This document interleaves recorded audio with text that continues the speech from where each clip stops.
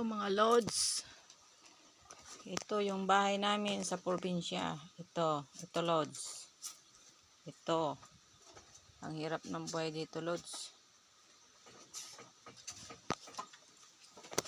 Ito yung mga alaga kong mga manok.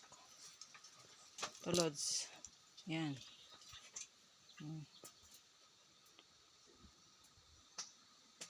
Ito bahay namin, no. Sira-sira.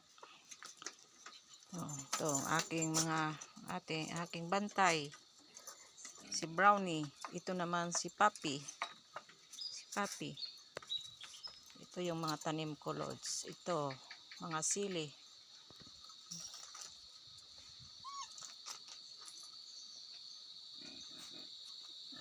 Mga tanim ko. Ayan lods. Yan.